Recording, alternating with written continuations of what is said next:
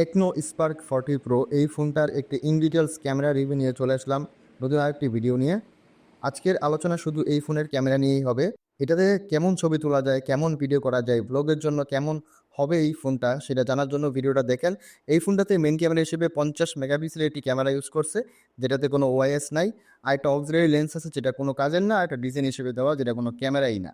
এক কথায় ক্যামেরা আসলে একটাই, যেটাতে কোনো ওআইএস নাই, 50 মেগাপিক্সেলের একটি ক্যামেরা। এটা ডিজিটাল জুম করে পোর্ট্রেট মোডে 2x পর্যন্ত ছবি তুলতে পারে। তো পোর্ট্রেট মোডে 2x এর রেজাল্ট কিন্তু আপনার সামনে স্যাম্পল দেখলে বুঝতে পারবেন। নর্মালি যত দামি ফোনই হোক 1x এর থেকে 2x এর ছবি কিছুটা ভালো হবে, এটাই স্বাভাবিক। তো এটার ক্ষেত্রেও তার ব্যতিক্রম নাই। তো পিছনে এবং সামনে দোনো ক্যামেরাতেই সর্বোচ্চ আপনি 2K 30 FPS এ ভিডিও করতে পারবেন। আর 1080p 60 FPS পর্যন্ত হাইস্ট ভিডিও রেকর্ড করা যায়। তো আমি আপনাদেরকে সাজেস্ট করবো আপনারা 1080p 60 FPS এ ভিডিও রেকর্ড করবেন। সেখানে আপনি স্টেবিলিটি, ভিডিও কোয়ালিটি সব দিকে একটা ভালো রেজাল্ট পাবেন।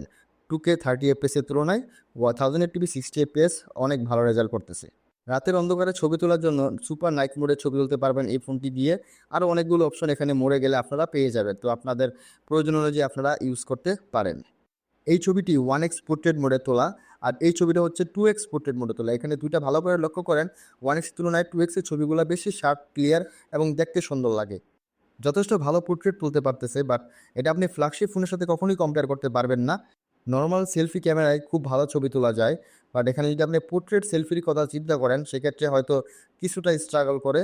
পোর্ট্রেট সেলফি আমার কাছে তেমন একটা ভালো লাগে নাই, বাট নর্মাল সেলফিতে প্রচুর ডিটেল নিতে পারতেছে এবং আর ফেসের কালারটাও কিছুটা বুস্ট করে। তো এটা দেখতে মোটামুটি ভালোই লাগে, বেশিরভাগ কাস্টমারেরই ভালো লাগবে।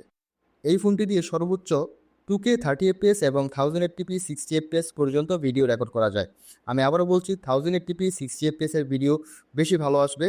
সো আপনারা এটাই ইউজ করতে পারেন। তো এখানে অটো ফোকাসটা খুব ভালো মতো কাজ করতেছে, আমি যেটা লক্ষ্য করলাম।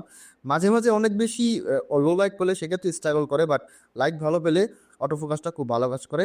এবং এরকম ন্যাচারাল ভিডিওটা মোটামুটি চালিয়ে নেওয়ার মতো। আপনি কখনো এটা ফ্ল্যাগশিপ ফোনের সাথে কম্পেয়ার করতে পারবেন না, তবে মোটামুটি খারাপ না। আপনার বাজেট হিসেবে এই 20,000 টাকার অফিসিয়াল ফোন হিসেবে এটার ভিডিও অনেক ভালো ছিল, অনেক। সামনের সেলফি ক্যামেরাতেও সর্বোচ্চ 2K 30 FPS এ ভিডিও রেকর্ড করতে পারবেন এবং 1080p 60 FPS রেকর্ড করতে পারবেন। এখানেও 1080p 60 FPS এর ভিডিওটা বেশি ভালো লাগছে আমার কাছে। তো এইটা 1080p 60 FPS এর ভিডিও, ঠিক এমন ভিডিও আপনি পাবেন 1080p 60 FPS এ। আপনার যদি ভালো লাগে সেক্ষেত্রে আপনি এটা চেক আউট করতে পারেন বা এই ফোনটা আপনি নিতে পারেন। সেম কন্ডিশনে 2K 30 FPS এর এই ভিডিওটা। তো 2K 30 FPS এর ভিডিওতে স্মুথনেসটা কিছুটা কমে যায়। তো আমি জানি না এটা অনেকে ভালো লাগতেও পারে, বাট আমার কাছে পার্সোনালি এই 2K 30 FPS এর ভিডিও বা কোনো 30 FPS এর ভিডিও আমার ভালো লাগে না, আমার পার্সোনালি পছন্দ হয় না। তো এটাই ছিল আমার এই ফোনের শর্ট ক্যামেরা রিভিউ।